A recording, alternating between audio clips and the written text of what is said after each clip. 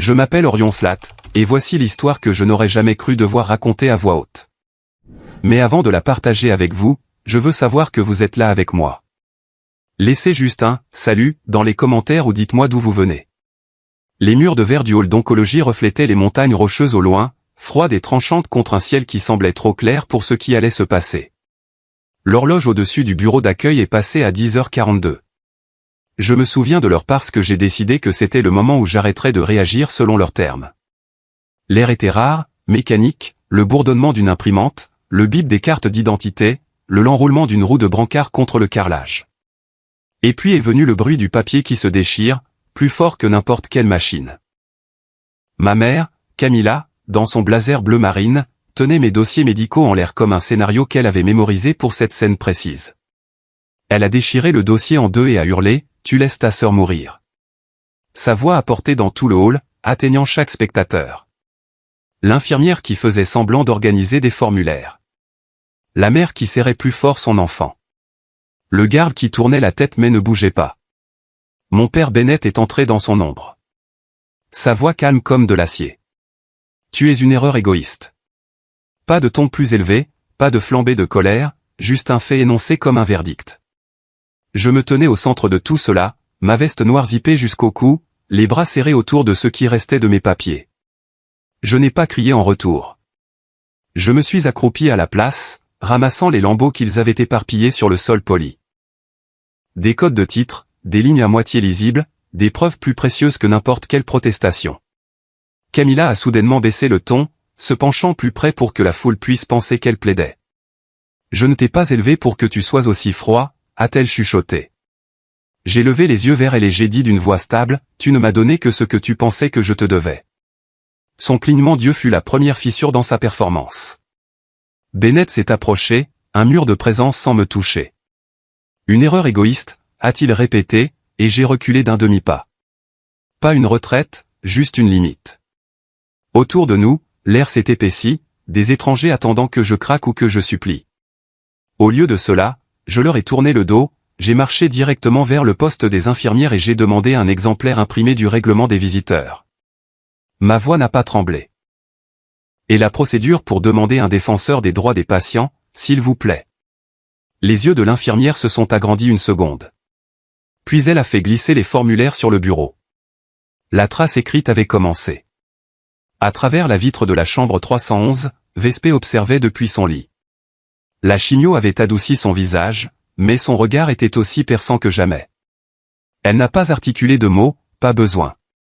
Le léger retroussi de ses lèvres en disait assez. Je suis toujours le centre. Tu es toujours en orbite. Ma poitrine s'est serrée, non pas de pitié, mais de reconnaissance. Il ne s'agissait jamais de lui sauver la vie. Il s'agissait de prouver qu'il possédait encore la mienne. Au moment où j'ai rangé la feuille de règlement dans mon dossier, mon cœur s'était calmé. Camilla retournait déjà à son silence de martyr. Bennett se repliait dans sa propre ombre. Il voulait une scène. Je leur ai donné de la documentation. Et quand j'ai marché vers le couloir latéral, les papiers sous le bras, je savais ce que 10h42 signifiait. Pas une reddition, pas un silence. C'était le moment où j'ai transformé leur scène en mon dossier. De retour à Boulder, mon studio loué sentait légèrement le marc de café et l'encre d'imprimante. Les flatirons se profilaient derrière la fenêtre, des angles vifs contre un ciel qui s'assombrissait. J'ai posé mon ordinateur portable sur le bureau en bois, allumé la lampe en laiton et ouvert la boîte de réception que j'évitais depuis des mois. C'était là. Correspondance nationale de donneurs confidentiels. 19 octobre, test effectué. 24 octobre, résultat reçu. Des lettres en gras sur le PDF. Non compatible. J'avais fait le test avant que quiconque ne me le demande, espérant que le résultat pourrait clore la question avant que la culpabilité ne soit utilisée comme une arme. J'ai immédiatement transféré l'email. Au docteur Rowan, à mon avocate, Laura Lee, et en copie à moi-même. Objet, reconfirmation de non-compatibilité pour information. Mon curseur a hésité avant de cliquer sur envoyer, mais ma main était stable. J'ai ouvert l'application de notes, tapé une chronologie. 19 octobre, test. 24 octobre, résultat. Registre national contacté. Contact d'urgence, Camilla Slat. J'ai écrit chaque étape comme si je la gravais dans la pierre. S'ils prétendaient un jour que j'avais refusé, les dates parleraient plus fort que leurs accusations. Un nouvel email est arrivé. Expéditeur, Olivia Reyes, un nom que je n'avais pas vu depuis 13 ans. Elle avait quitté la ville l'été avant la terminale. La seule personne qui ait jamais regardé ce qui se passait dans notre maison et n'ait pas détourné le regard. Son message était court. J'ai gardé ça, j'ai pensé que ça pourrait compter. 3 pièces jointes se sont chargées. La première, une page de son cahier ligné, écrite d'une écriture d'adolescente tremblante. Sydney après les escaliers. Sauf que maintenant c'était moi, Orion, et sa description de ce jour-là. Le bruit sourd, le cri, la façon dont Vespé a souri en appelant maman. La deuxième, une photo Polaroid, délavée mais claire, un bleu sur les côtes, datée du 5 juin 2009. La troisième, un mot plié, mon écriture d'il y a des années. S'il se passe encore quelque chose et que je ne suis pas à l'école, peux-tu le dire à Madame Braxton, s'il te plaît? J'ai fixé l'écran jusqu'à ce que ma vue se brouille. Pas des larmes, juste le poids d'être vu après des années d'effacement. Il m'avait dépeint comme dramatique, fragile, un menteur. Et voilà les preuves, des images, de l'encre, des témoins. J'ai ouvert les mémos vocaux, appuyé sur enregistrer, le téléphone en équilibre sur mon genou. Ma voix semblait étrangère au début. Il disait que j'étais dramatique, que je mentais. Mais la vérité, c'est que je suis resté silencieux trop longtemps. Le silence n'est pas une faiblesse. Ce sont juste des bleus qui s'estompent alors que les mensonges restent. J'ai arrêté, sauvegardé le fichier sous le nom de « brouillon de déclaration 1 » et je suis resté assis dans la faible lueur de la lampe. Les notifications s'accumulaient sur mon téléphone, le numéro de Camilla s'allumant encore et encore. Je ne les ai pas ouvertes. Au lieu de cela, j'ai rédigé un autre email, en joignant la chronologie et les fichiers. S'ils prétendent que j'ai refusé, ai-je tapé, voir 6 juin, testé le 19 octobre, notifié le 24 octobre, jamais compatible. Ils savaient, ils ont menti. J'ai cliqué sur enregistrer, pas sur envoyer. Pour l'instant, la documentation suffisait. Dans le calme de cet appartement, j'ai réalisé quelque chose. Je n'avais plus besoin de leur approbation, de leur public ou de leur pardon. J'avais du papier, des dates, des voix, des photographies. Et dans un monde qui ne croyait que ce qui pouvait être classé, tamponné et notarié, j'avais enfin quelque chose qu'ils ne pouvaient pas effacer par une performance. Des preuves. Le bureau du docteur Rowan sentait légèrement le désinfectant et le tonneur de papier. 2 moniteurs brillaient contre le mur pâle, une imprimante bourdonnant dans le coin. Il a tourné l'écran vers moi. Les journaux du registre sont apparus en rangée nette. Le genre de données froides que personne ne pouvait déformer. Surligné en jaune, destinataire il y a 6 mois, Camilla Slat. Le système l'avait enregistré. Ma mère avait reçu les résultats de compatibilité des donneurs bien avant aujourd'hui. Elle savait depuis le début que je n'étais pas compatible. Mon estomac est resté calme même si mon pouce accélérait. Il a cliqué à nouveau et a affiché un autre fichier. Une procuration médicale scannée datée d'il y a 4 semaines. Mon nom tapé proprement en en-tête. Ma signature est allée en bas, sauf que ce n'était pas la mienne. Le haut d'Orion était trop fermé. Le S de Slat penchait à gauche au lieu de droite. C'était un faux assez grossier pour sauter aux yeux de quiconque le comparait avec la signature sur mes formulaires d'admission. J'ai besoin de ça en version imprimée, j'ai dit. Ma voix ne s'est pas élevée. Tamponné, signé par la personne qui gère l'authentification, avec un horodatage et l'identité de la personne qui l'a soumise. Rowan a hoché la tête, a tapé quelques touches, et l'imprimante a craché les pages une par une. Il les a glissées dans un dossier manille et me l'a tendu. Le sceau de l'hôpital était pressé dans le coin comme une marque au fer rouge. Dans le couloir, la lumière fluorescente baignait les sols en carrelage. Des infirmières passaient avec des clipboards et des potences à perfusion. J'ai ouvert mon téléphone et j'ai rédigé un email. Résultat de test non divulgué et procuration falsifiée, examen immédiat demandé. Pièce jointe, journal du registre, copie tamponnée de la procuration, comparaison de mon identité. Destinataire, conseil d'éthique, service juridique de l'hôpital, en copie à l'Oralie. En quelques secondes, la réponse automatique est arrivée dans ma boîte de réception. Votre soumission a été reçue. Documentation sécurisée. Je n'avais même pas rangé le téléphone que Camilla et Bennett sont apparus au bout du couloir. Camilla portait un clipboard empilé de formulaires, son expression tendue de fureur et de théâtralité. Elle l'a poussé vers moi. Signe ça. Fais ce qu'il faut. Bennett se tenait juste derrière elle, les épaules carrées comme de la pierre. J'ai baissé la voix, me tournant vers lui. Touche-moi encore et j'appelle la sécurité. Je déposerai un rapport écrit sur cet incident. Ses yeux ont vacillé, mais il n'a pas bougé. La main de Camilla tremblait alors qu'elle pressait le clipboard plus près. Une infirmière qui passait à ralenti, les yeux sur moi. Vous n'êtes pas obligé de faire quoi que ce soit que vous ne voulez pas, a-t-elle dit doucement. Même s'il crie. Cette phrase a eu plus de poids que n'importe quel cri. J'ai reculé, le dossier fermement sous mon bras, et je suis parti sans rien signer. Derrière moi, je pouvais entendre la voix de Camilla s'élever, le grondement sourd de Bennett essayant de la contenir.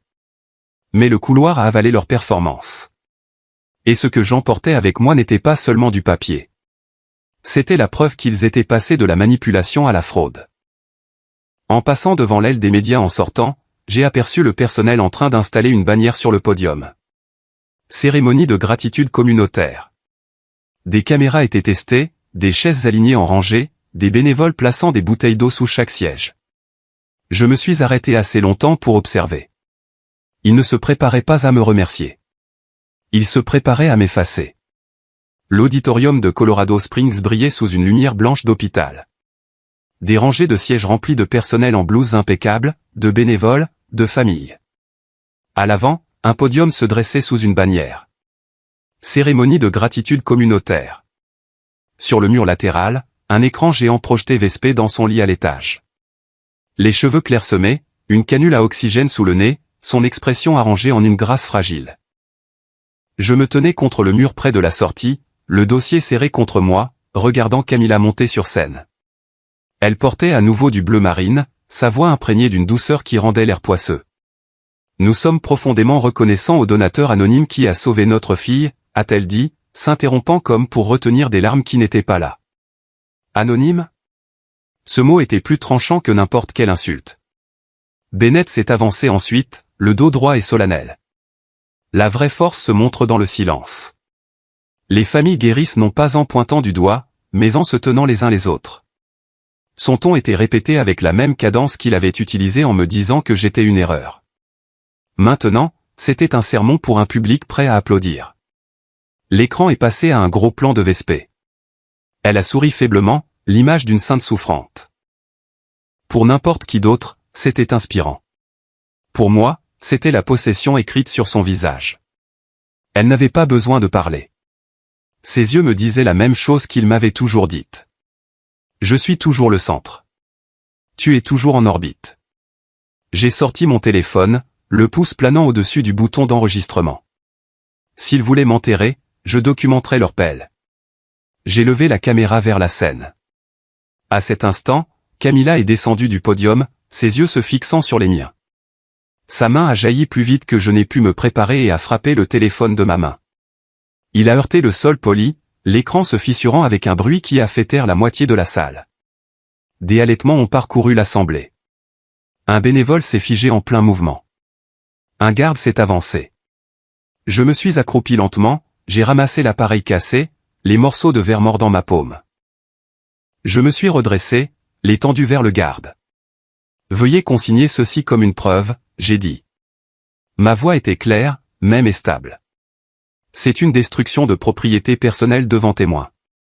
Il a hésité, puis a hoché la tête, sortant un petit carnet. La poitrine de Camilla se soulevait, mais son masque glissait.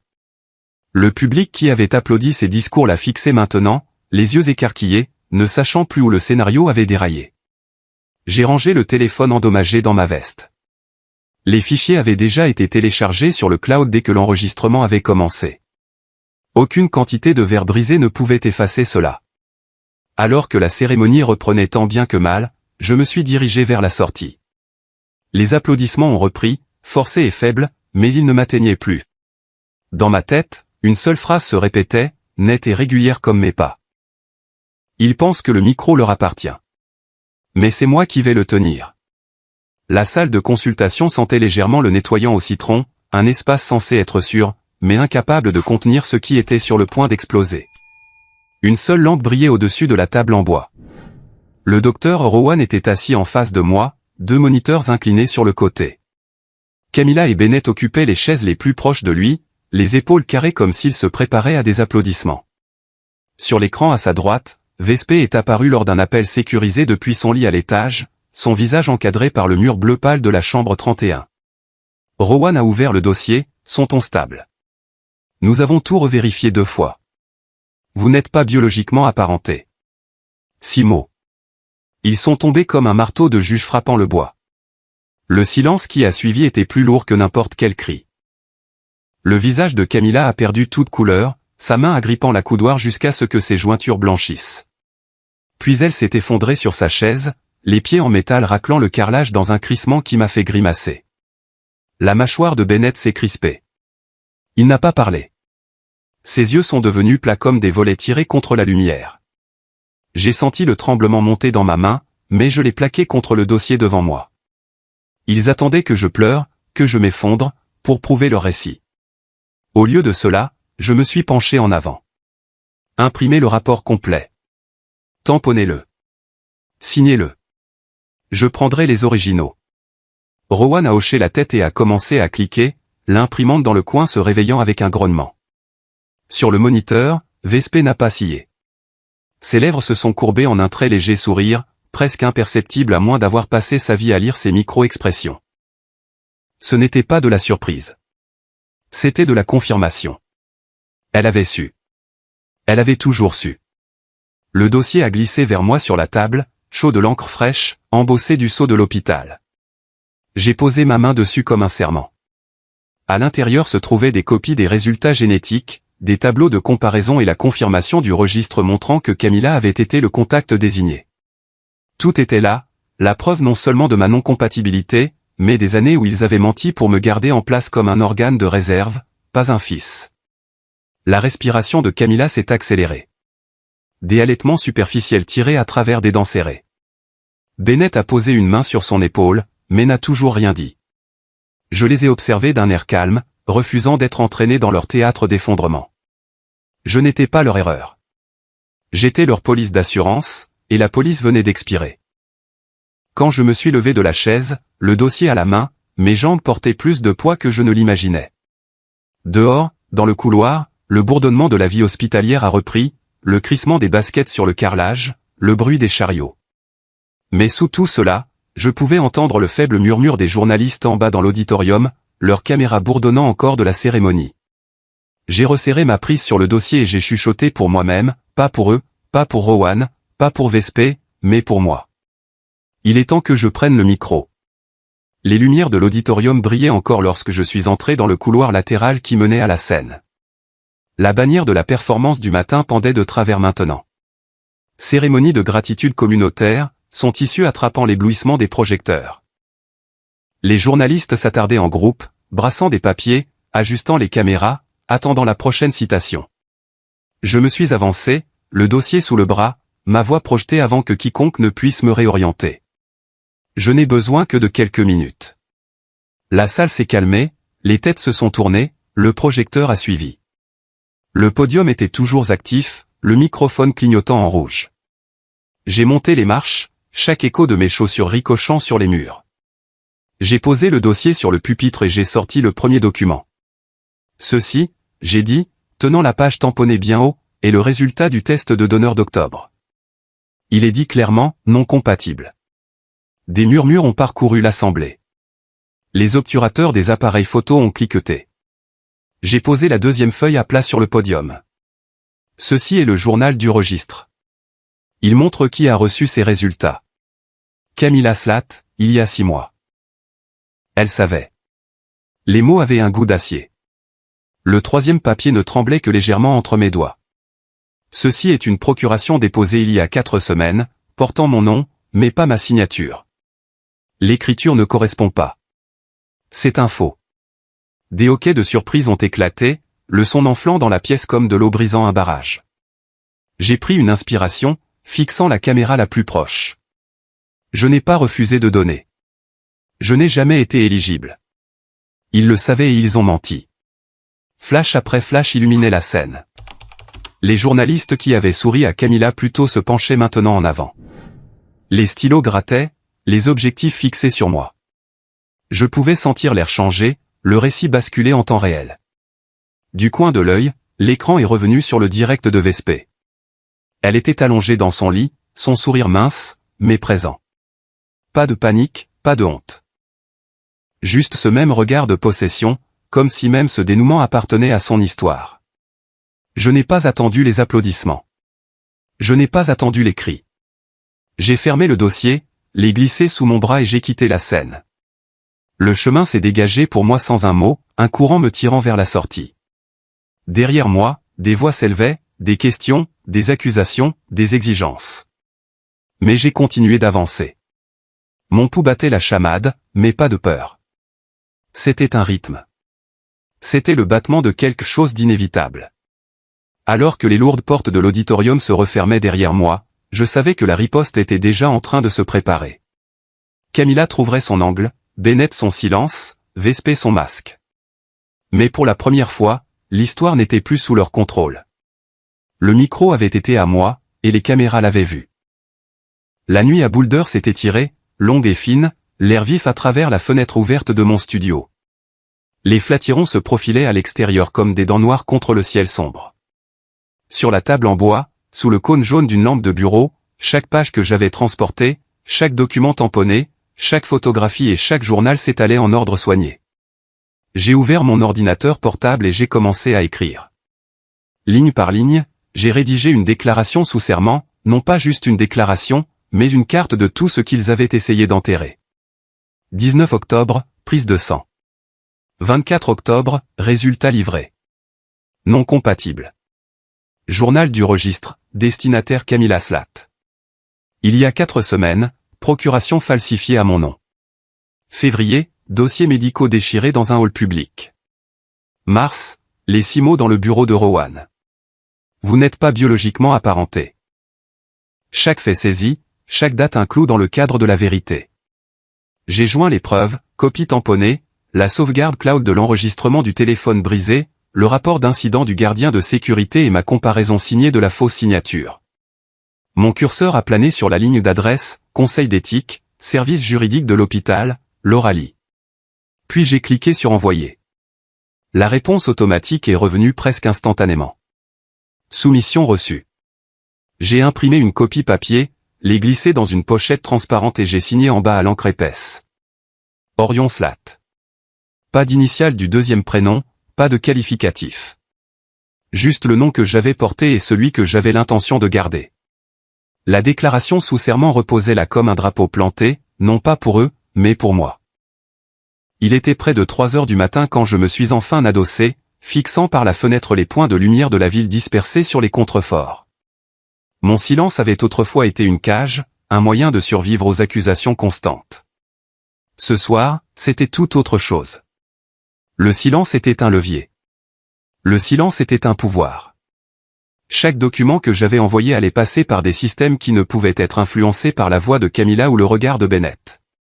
Pour la première fois, je n'avais pas l'impression de me préparer à les affronter. J'avais l'impression d'avancer avant eux. Au lever du soleil, l'histoire n'appartiendrait plus à notre maison, à notre sang ou à notre deuil. Elle appartiendrait au dossier.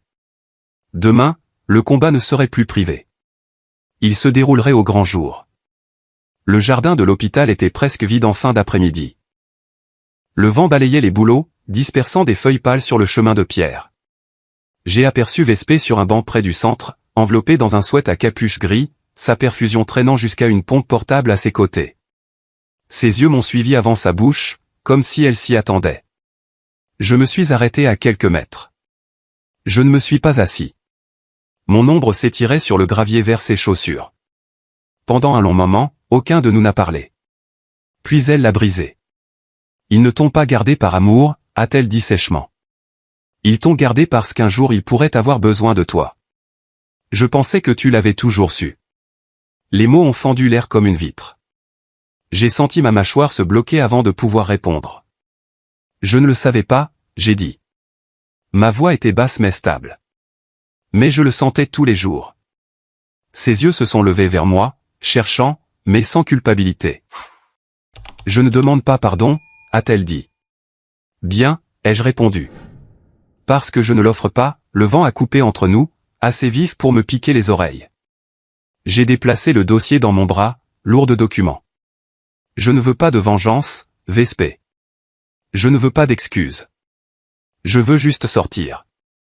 Je veux arrêter de tourner en orbite autour de toi. » Pour une fois, elle n'a pas souri. Elle a détourné le regard vers les feuilles de bouleau qui claquaient contre le mur de l'hôpital. Je me suis retourné avant que le silence ne se durcisse en une autre forme de contrôle. Mes pas crissaient sur le gravier alors que je sortais du jardin. Je ne me suis pas retourné. À l'intérieur, les couloirs étaient calmes, l'équipe du soir se déplaçant comme des ombres derrière les vitres. J'ai rejoué ces mots dans ma tête, non pas comme des blessures, mais comme des preuves. Elle avait avoué ouvertement ce que j'avais toujours suspecté. Je n'avais pas besoin qu'elle en dise plus. Je n'avais pas besoin de sa bénédiction. En entrant dans l'ascenseur, le dossier pressé contre ma poitrine, une seule phrase m'accompagnait comme une armure. Je n'ai pas besoin de pardon. J'ai seulement besoin de liberté. La première page du Denver Post me fixait depuis l'écran de la salle de conférence de l'Oralie. Fils adoptif forcé à un don de foie. Documents médicaux falsifiés sous enquête. Mon nom était en gras en dessous. Orion Slat. Pendant des années, c'était le mot qu'ils avaient essayé d'effacer. Maintenant, il était imprimé assez grand pour que toute la ville le lise. Laura s'est adossée dans son bureau aux parois de verre, le bourdonnement du trafic du centre-ville étouffé au-delà. C'est sorti, a-t-elle dit simplement, comme pour nommer l'évidence. J'ai fait défiler article après article, chaque titre plus retentissant que le précédent. Boulder Daily, hôpital sous le feu des critiques pour violations éthiques. Channel 7 News, procuration falsifiée liée à la famille Slat. Même les blogs locaux reprenaient l'histoire, des images du podium clignotant en dessous. Un email est arrivé. Objet, conseil d'éthique, action immédiate. Je l'ai ouvert. Mon pouls était stable. Une enquête interne a été ouverte. La procuration falsifiée a été transférée au service juridique. Toutes les parties concernées seront interrogées sous serment. Le sceau de l'hôpital se trouvait au bas du message, formel et indiscutable. Laura m'a jeté un coup d'œil. Tu as créé un précédent. Une fois que c'est dans le dossier, ça ne peut plus être déformé. Ils ne peuvent plus réécrire ça. Pendant ce temps, les retombées se propageaient dans la famille. Camilla s'était fait admettre dans l'hôpital même qu'elle avait tenté d'utiliser comme une arme, invoquant le stress et la pression publique. Bennett était devenu silencieux, son absence plus éloquente que ses leçons de morale. Les réseaux sociaux de Vespé, autrefois remplis de pitié et de prières, se sont tus. Pas de nouvelles photos, pas de déclarations, juste le silence. Dehors, dans le hall, les photographes s'entassaient à l'entrée de l'hôpital, leurs flashs rebondissant sur les vitres. Pour la première fois, je n'ai pas scié. J'ai regardé droit à travers la fenêtre du bureau et dans leur tempête. La lumière ne me semblait plus une menace. Elle me semblait être une révélation. La vérité amplifiée. Plus tard dans l'après-midi, un coursier m'a livré directement une enveloppe blanche. Le papier à l'intérieur était impeccable, le cachet du tribunal de district de Denver lourd dans le coin. En haut, en lettres noires, les mots que j'avais portés et pour lesquels je m'étais battu. Confirmation légale du nom, Orion Slat. Je l'ai tenu entre mes doigts, sentant son poids. Pendant si longtemps, ils avaient essayé de me convaincre que j'étais une erreur. Maintenant, la loi elle-même disait le contraire. J'ai plié le papier soigneusement, l'ai glissé dans l'enveloppe et j'ai chuchoté à voix basse, c'est le début de la fin. Le palais de justice sentait le bois poli et l'encre, un endroit où les choses étaient écrites pour durer. Ce matin-là, je me tenais au bureau du greffier, un stylo à la main, signant la confirmation finale. Mon nom s'étalait sur la ligne, Orion Slat. Aucune hésitation, aucune modification. Le même nom qu'ils avaient autrefois qualifié de sans valeur était maintenant documenté, permanent, le mien. Le greffier a tamponné la page, l'a glissé dans un dossier et a hoché la tête. C'était fait. L'après-midi, je me suis retrouvé à Boulder dans un petit café niché entre des librairies. Les Flatirons se découpaient sur l'horizon derrière la fenêtre, déchiquetés et forts. J'ai commandé un café noir, je me suis assis près de la vitre et j'ai ouvert une autre enveloppe. À l'intérieur se trouvait une lettre écrite d'une écriture inégale. J'ai 17 ans. Je vis en Arizona. J'ai vu ton histoire en ligne. Mes parents n'arrêtent pas de me dire que je dois donner mon rein à mon frère. Je ne savais pas que je pouvais dire non jusqu'à ce que je lise ton histoire. Merci de prouver que c'est possible. Les mots m'ont secoué plus que n'importe quel titre de journal. Ma gorge s'est serrée, non pas de chagrin, mais de reconnaissance. J'ai plié la lettre, l'ai glissée soigneusement dans mon sac.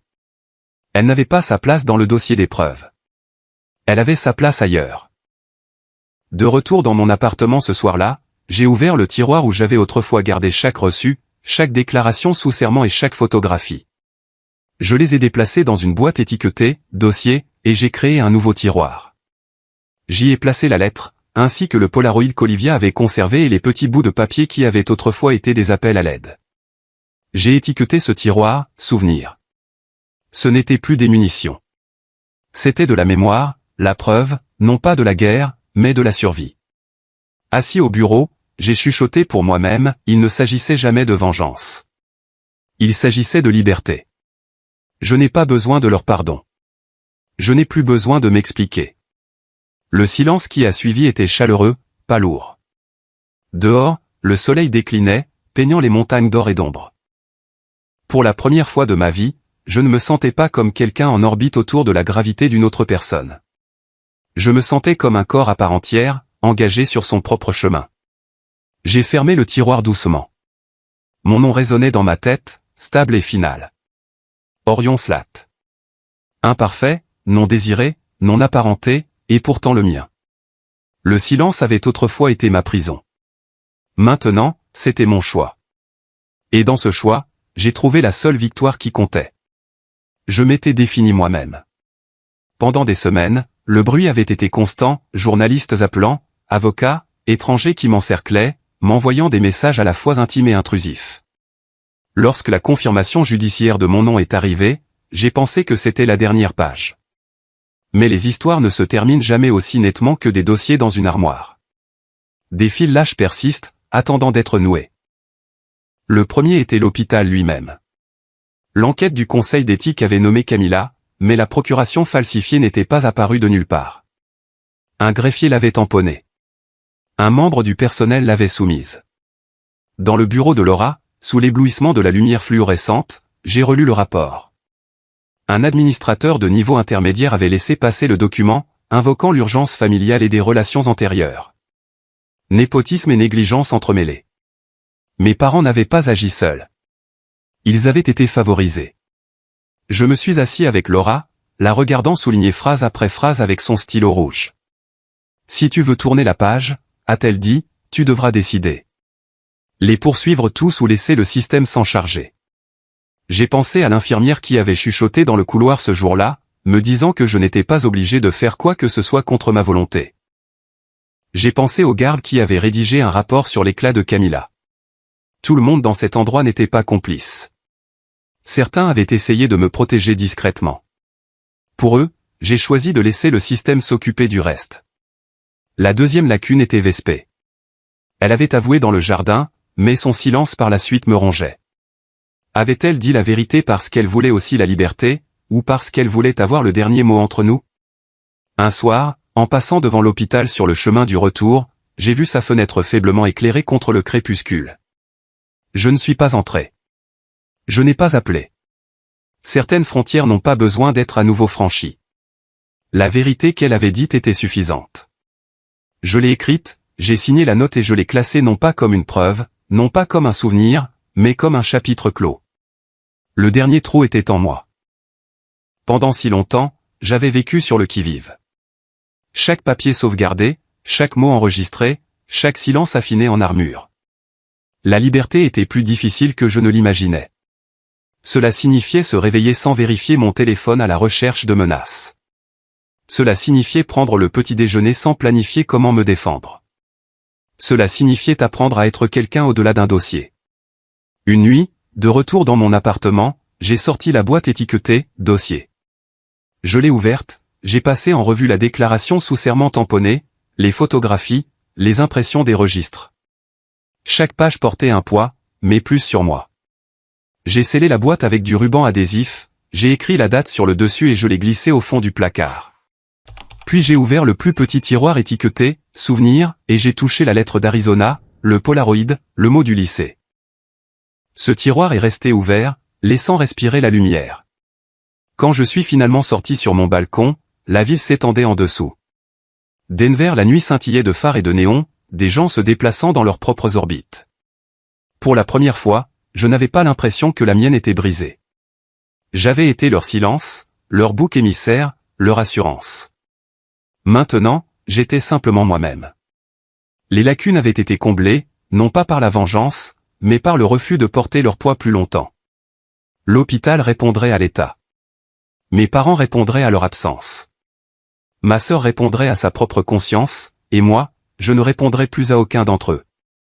J'ai chuchoté dans le noir comme pour laisser une dernière note au vide dans lequel ils avaient autrefois tenté de m'emprisonner. Mon nom est Orion Slat. C'est toute l'histoire, et c'est suffisant. Quand je repense à tout ce qui s'est passé, il est presque impossible de croire que j'y ai survécu. Pendant des années, on m'a dit que le silence était la survie. On m'a dit que la famille était inconditionnelle, mais en pratique, c'était un contrat écrit à l'encre invisible, des termes que je n'avais jamais acceptés, des attentes que je n'avais jamais eu la chance de contester. Ils ont déchiré mes dossiers. Ils m'ont crié dessus. Ils m'ont traité d'erreur égoïste. Ils m'ont traîné vers une salle d'opération comme si je n'étais rien de plus que des pièces de rechange.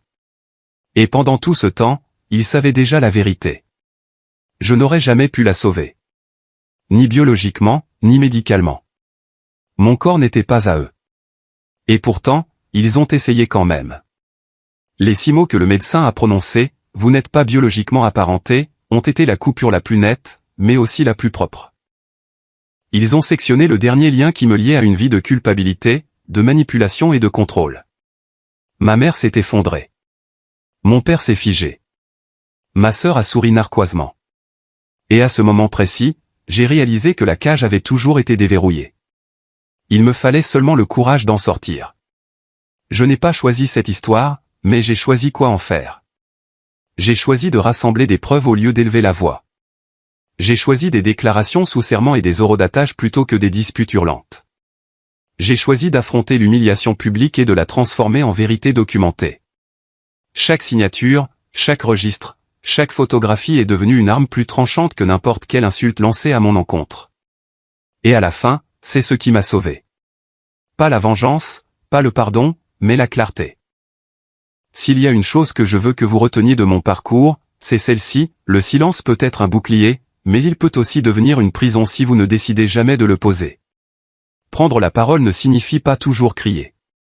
Parfois, c'est un email transféré, un document signé, un mémo vocal enregistré au milieu de la nuit. Parfois, c'est dire non sans expliquer pourquoi.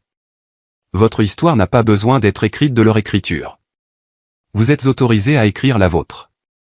Je sais que beaucoup d'entre vous qui m'écoutez portent peut-être vos propres cicatrices invisibles. Peut-être que votre famille a utilisé la culpabilité comme monnaie d'échange. Peut-être qu'on vous a dit que vous étiez une erreur, un fardeau, une déception. Peut-être avez-vous ressenti le poids écrasant d'être effacé par les personnes même qui auraient dû vous protéger. Je veux que vous m'entendiez quand je dis que vous n'êtes pas seul. Vous n'êtes pas une erreur. Et vous n'êtes pas obligé de vous sacrifier juste pour être aimé. Si mon histoire résonne en vous, qu'elle soit plus qu'un simple divertissement. Qu'elle soit un rappel que les limites ne sont pas des trahisons, que les documents, la vérité et le respect de soi sont plus forts que la manipulation. Que vous n'avez pas à saigner pour prouver votre valeur. Avant de partir, j'aimerais savoir que vous êtes là avec moi. Laissez un simple « salut » dans les commentaires ou faites-moi savoir d'où vous regardez. Cela signifie plus que vous ne l'imaginez de savoir que ces mots atteignent quelqu'un au-delà de cet écran. Parce que la connexion, la vraie, construite sur l'honnêteté, pas sur le contrôle, est ce qui rend le fardeau plus léger. Et si vous ne l'avez pas déjà fait, veuillez vous abonner à cette chaîne. Non seulement pour moi, mais pour les innombrables voix qui méritent d'être entendues. Chaque clic, chaque partage, chaque petit signe de soutien aide des histoires comme la mienne à se libérer du silence qui nous a autrefois étouffés. Lorsque vous vous abonnez, vous ne suivez pas seulement une chaîne. Vous rejoignez une communauté où la vérité compte, où la douleur est reconnue et où la guérison est possible. Mon nom est Orion Slat. Ce nom est le mien parce que je me suis battu pour le garder, pas parce qu'il m'a été donné. Je n'ai pas besoin de vengeance. Je n'ai même pas besoin de pardon. Ce dont j'avais besoin, et ce que j'ai finalement revendiqué, c'était la liberté. Et maintenant, je peux dire, avec tout le poids de l'expérience vécue derrière moi, que la liberté vaut chaque cicatrice. Alors, si vous avez déjà été réduit au silence, si vous vous êtes déjà senti effacé, que mon histoire soit la preuve que vous pouvez sortir de cette ombre. Vous pouvez déposer la culpabilité qui n'a jamais été la vôtre à porter. Et vous pouvez choisir aujourd'hui de commencer à écrire votre histoire avec vos propres mots. Merci de m'avoir écouté. Merci d'être là. Et surtout, merci de me rappeler que, peu importe à quel point le silence a été cruel, lorsque la vérité parle enfin, elle résonne plus loin que n'importe quel mensonge.